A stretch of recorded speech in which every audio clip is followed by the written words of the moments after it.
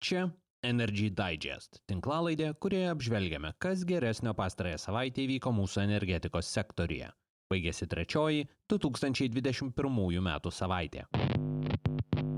Iš geresnių savaitės naujienų. Ministras pats spaudoje išdėstė kai kuriuos savo politikos prioritetus, energetikos reguliuotojas turi naują vadovą, o dujos per Klaipėdos suskystintų gamtinių dujų terminalą pernai plūstelėjo šiaurėn.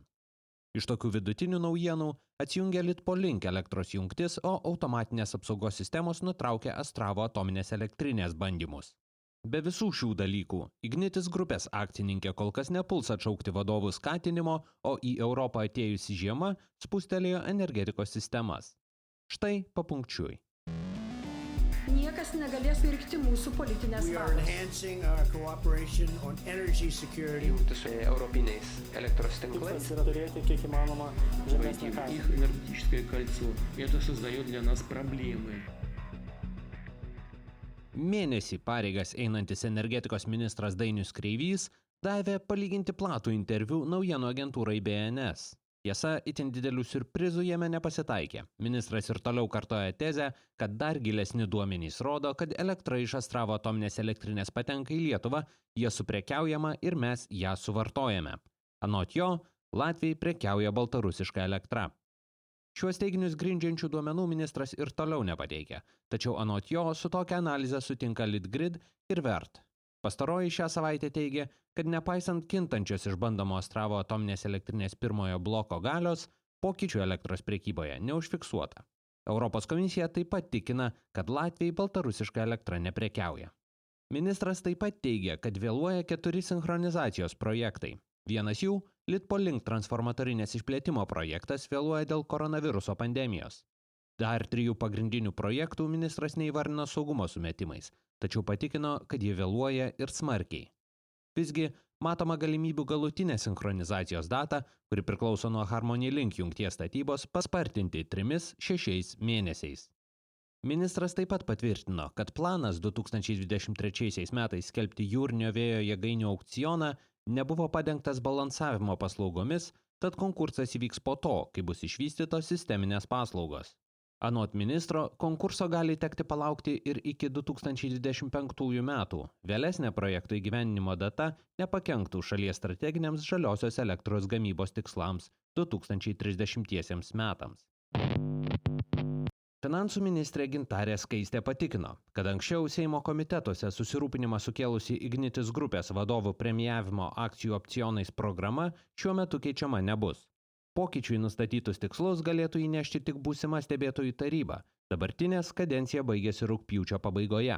Tuo tarpu bendrovė paskelbė iki tol neskelbtą bendrovės pelno tikslą, kurį turėtų pasiekti jos vadovai, kad 2024 metais gautų pažadėtasias premijas akcijomis. Įmonių grupės koreguotas pelno prieš palūkanas, mokesčius nuvertėjimą ir amortizaciją rodiklis turėtų siekti nuo 315 iki 350 milijonų eurų. Tai yra 21 arba 35% daugiau nei skatinamo laikotarpio pradžioje.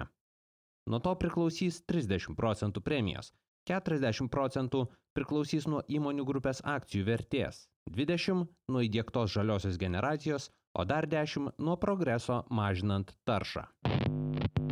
Šių metų sausis į šiaurinį planetos pusrutulį atnešė rekordinius šalčius. Pietryčių Azija suskubo apsirūpinti dujomis, kilstelėdama kai kurių sandorių kainas virš 100 eurų už megavatvalandę. Ispanija gavo 100 metų nematytą sniego dozę, o Jungtinėje karalystėje elektros kainos kai kuriomis bevėjėmis valandomis šoktelėjo ir virš 1000 eurų už megavatvalandę. Tikimasi, kad energetikos rinkų anomalijos baigsis su orų anomalijomis, tačiau nesutariama, ar ramesnis laikotarpis ateis vasarį ar kiek vėliau.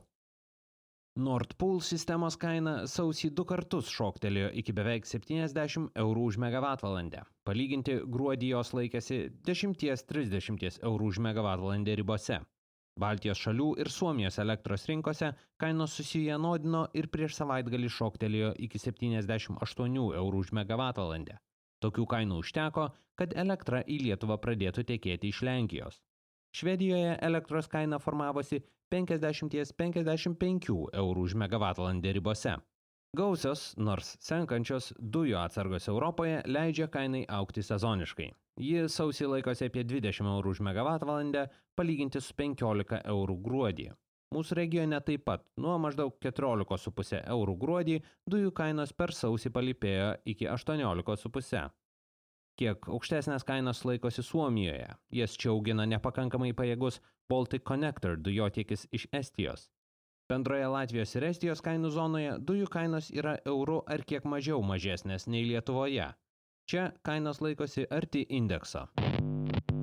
Naujuoju energetikos reguliuotojos, Valstybinės energetikos reguliavimo tarybos arba VERT vadovu Seimas paskyrė prezidento teiktą buvusios vadovės Ingos Žilienės pavaduotoją Renatą Pocių.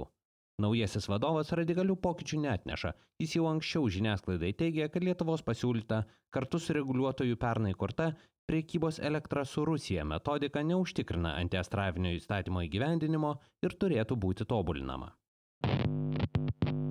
Baltarusijos Astravo branduolinė jėgainė bandymų metu atsijungė nuo elektros tinklo.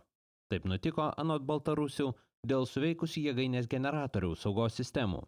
Trečiadienį paskutinėme bandymų etape esanti jėgainė pasiekė visą 1170 MW elektrinę galią ir turėjo pagal planą ją mažinti iki pat jėgainės išjungimo. Išsamesnės informacijos apie incidentą kaip įprasta nepateikiama. Radiacinis fonas aplink jėgainę nepakito.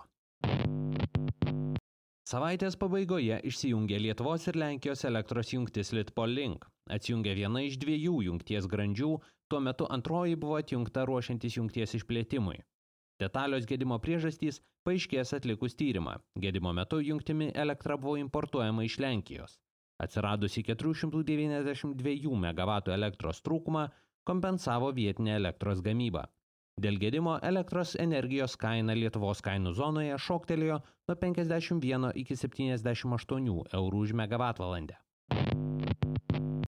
Lietuvos dujų perdavimo sistemos operatorė Amber Grid 2020-aisiais Lietuvos dujotiekiais transportavo 58 teravatvalandės dujų.